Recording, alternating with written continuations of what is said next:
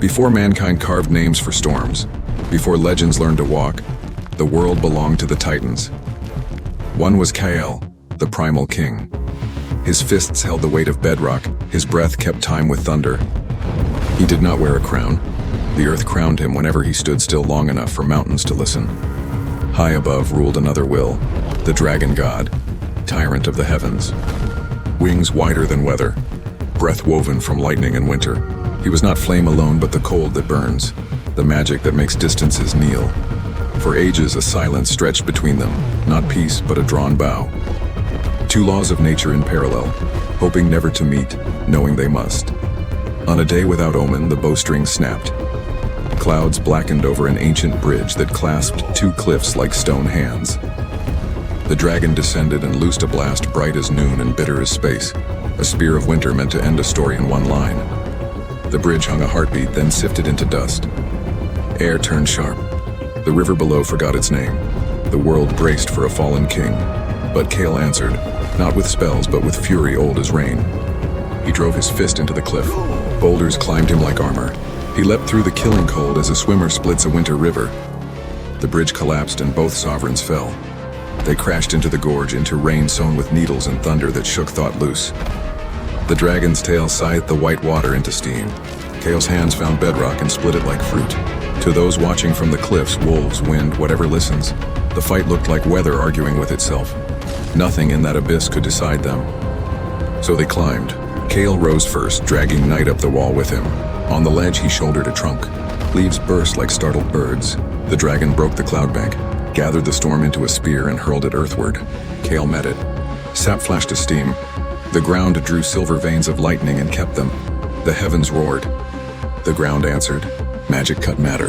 Matter refused to bleed out. Each strike wrote new scripture across Kael's skin. Each scar was a line that did not end where pain wanted it to. Darkness arrived early, a third combatant. The dragon hid inside it, sending bolts from nowhere, frost that bloomed on warm stone. Kael knelt, palm to ground, and the earth hummed its map, roots braided like ropes, ridges that would answer a shove. He lifted a slab, set it as a shield. Lightning drank itself into the rock and died there, buzzing like a trapped wasp. Stone was no longer only a weapon. It was the answer. The dragon changed tactics. The wind stilled. Stars returned, cold witnesses. He descended like a rumor, breath uncoiling as a ribbon of white. Kael caught that ribbon in both hands and pulled. Their eyes met without weather between them. In that look, the dragon saw a mirror at ground level. Kael saw a hunger that had never been refused. They collided and sound broke. Forests folded. Hills unlearned their shapes. Kael drove the dragon through cedars whose rings spun years into the air. Claws scored Kael's chest. His hook struck back and taught the sky honesty. The tail coiled, the knee answered, the night tore like cloth.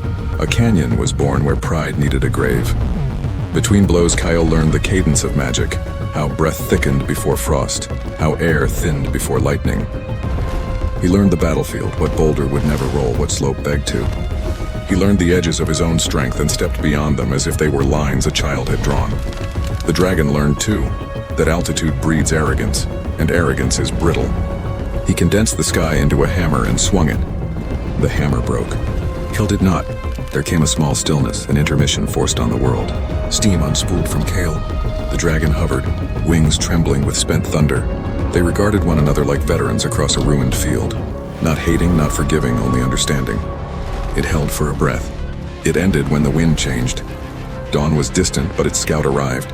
The taste of iron and honey moving along the ground. The dragon lunged. Kael stepped in, no more tricks, no borrowed weapons. Only radius and truth. Kael's left hand caught the jaw. His right thumb found a hairline crack in a proud scale. The dragon hissed a sound that loosened nails and doors. The duel reduced to proofs. Wings are useless at this distance. Fire cannot form without breath. A king is crowned by what he can endure. Kael endured. He took the bite that scraped bone and returned an uppercut that reintroduced the spine to honesty. He absorbed claws that wrote his name in blood and answered with a hook that translated pain into prophecy. He felt the hitch between the dragon's heartbeats, the secret all tyrants hide, and struck into that pause. Scales shattered. Magic guttered city by city across the dragon's body. Frost melted.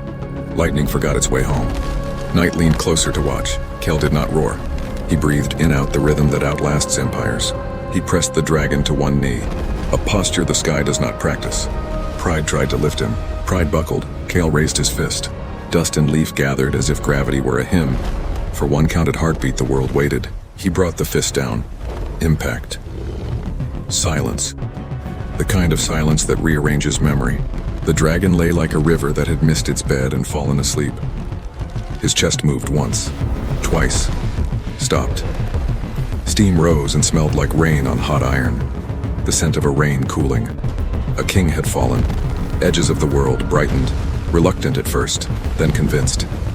Light walked the wreckage with a healer's hands. Where shadow had ruled, morning reclaimed inches like a patient army. Dew tried a note. Birds risked a second. Kale stood the way mountains stand, not to defy gravity, but to explain it. He bowed his head as if accepting a weight that could not be declined. His hands hung open, nicked and glorious. He watched the last breath sink into soil and did not gloat. The earth does not gloat when it wins an argument with the sky. It continues. Wind returned, shy, carrying scents that had nothing to do with war. Wet bark, crushed time, the sweetness moss gives when touched by first light. Kale let the armor stone slide from him and fall into a cairn no hand had built.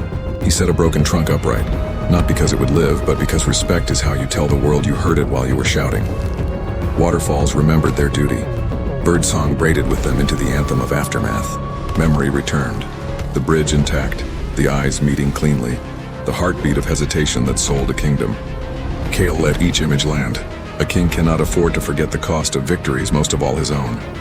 He turned not to pose for the sky, but to measure the ground like a farmer after hail, grieving, planning. He saw the new canyon and knew it would take a river that would not exist without last night's pride. He saw a slope goats would love.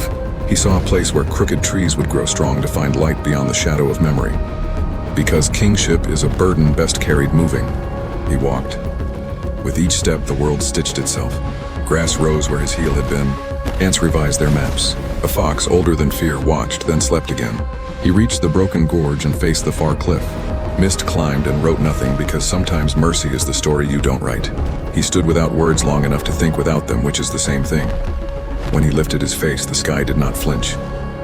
It was different, not because the dragon was gone, but because Kale had learned it. He could read cloud from regret, light from kindness, and knew when wind would argue with itself and when it had chosen to be gentle. He raised a hand, palm open, not to claim, to greet. No herald cried it, no scribe inked it, but truth traveled, rumor by root, reflection by water. It moved through whisker and wing, ant and weather, crossed the new river and whispered to stones still warm from lightning. There can only be one. Not one god. Those ages have ended. Not one tyrant. Crowns count cost poorly. One king. One who knows the earth is not a throne but a responsibility. That strength is for shelter. That victory is a vow to the living. The age of gods has ended. The age of the king has only just begun.